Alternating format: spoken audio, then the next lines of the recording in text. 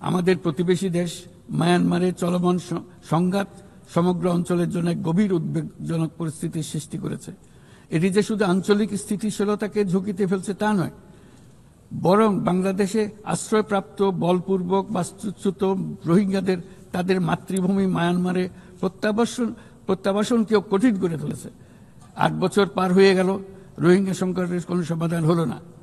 উপরন্তু বাংলাদেশ প্রতিনিয়তই মায়ানমার থেকে আগত রোহিঙ্গাদের আশ্রয় দিয়ে চলেছে। স্পষ্টতই সাংস্কৃতিক পরিচয়ভিত্তিক রাজনীতির কারণে রোহিঙ্গাদের উপর অধিকার বঞ্চনা ও নির্যাতন রাখাইনে অব্যাহত রয়েছে। রোহিঙ্গাদের প্রান্তিকীকরণ প্রক্রিয়া আর চলতে দেওয়া যাবে না। যেসব বৈষম্যমূলক নীতি ও কর্মকাণ্ড আজকের এই পরিস্থিতি তৈরি করেছে, তার সমাধান ও প্রতিকারমূলক ব্যবস্থা এখনই গ্রহণ করা সম্ভব। তার জন্য পূর্ণাঙ্গ জাতীয় সংঘাত রাজনৈতিক মীমাংসার অপেক্ষা করার প্রয়োজন নেই। রাখাইনের সমস্যাগুলো চূড়ান্তভাবে রাজনৈতিক সমাধান করা দরকার। তবে এর জন্য রাখাইন অঞ্চলের সংশ্লিষ্ট সকল জাতিসত্তার অংশগ্রহণে এমন একটি বন্দোবস্ত প্রয়োজন যেন রোহিঙ্গারা সম অধিকার ও নাগরিকত্ব সহ সমাজের অংশ হতে পারে। এই সংকটের সবচেয়ে বড় ভুক্তভোগী রোহিঙ্গারা, আর তাদের পরে বৃহত্তম ভুক্তভোগী হলো বাংলাদেশ। তবে আমাদের মনে রাখতে হবে যে রোহিঙ্গা সংকট কোনোভাবেই মায়ানমারের সঙ্গে বাংলাদেশের কোনো দ্বিপাক্ষিক বিষয় নয়, বরং আমরা শুধু একটি দায়িত্বশীল প্রতিবেশী এবং আন্তর্জাতিক সম্প্রদায়ের দায়িত্বশীল সদস্য হিসেবে আমাদের দায়িত্ব পালন করে যাচ্ছি।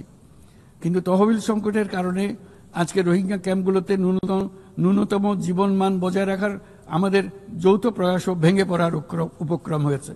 বিশ্ব খাদ্য কর্মসূচি তাদের জরুরি সহায়তা কার্যক্রমে মারাত্মক তহবিল ঘাটতির বিষয়ে ইতোমধ্যে সতর্ক করে দিয়েছে আমাদেরকে। অবিলম্বে নতুন তহবিল না এলে মাসিক রেশন অর্ধেকে নামিয়ে এনে মাথাপিছু মাত্র $6 নামিয়ে আনতে বাধ্য হবে, যা রোহিঙ্গাদের অনাহার ও অপুষ্টিতে নিমজ্জিত করবে, যা তাদেরকে আগ্রাসী কোনো পদক্ষেপ নিতে বাধ্য করবে। তহবিলের অতিরিক্ত কাটছাট হলে তা নিঃসন্দেহে সুরক্ষা ও নিরাপত্তা ঝুঁকি বহুগুণ বৃদ্ধি করবে, যা ক্যাম্পের সীমানা ছাড়িয়ে যেতে পারে। তাই আমি বিদ্যমান দাতাদের সাহায্য বাড়াতে এবং সম্ভাব্য নতুন দাতাদের অনুদান প্রদানের আহ্বান জানাচ্ছি, যাতে এই বিপর্যয়কর পরিস্থিতি এড়ানো যায়।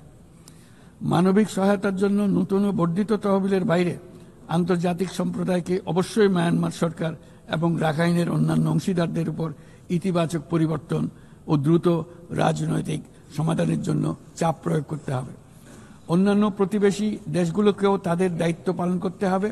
রাখাইনে স্থিতিশীলতা আনতে আন্তর্জাতিক সম্প্রদায়ের যে কোনো যৌথ প্রচেষ্টায় সহযোগিতা দিতে বাংলাদেশ সর্বদা প্রস্তুত। আমরা আশা করি আগামী 30 সেপ্টেম্বরের উচ্চ পর্যায়ের সম্মেলন বিশ্বব্যাপী দৃঢ় সংকল্প তৈরি করবে এবং রোহিঙ্গাদের জন্য বাস্তবসম্মত আন্তর্জাতিক সহায়তা নিশ্চিত করবে, যেখানে তহবিল সংগ্রহ সর্বোচ্চ অগ্রাধিকার পাবে। একই সঙ্গে আন্তর্জাতিকভাবে একটি রোডম্যাপ গৃহীত হবে এবং সময়াবদ্ধ কর্মপরিকল্পনা গ্রহণের মাধ্যমে রোহিঙ্গা সংকটের স্থায়ী সমাধান খুঁজে পাওয়া সম্ভব হবে।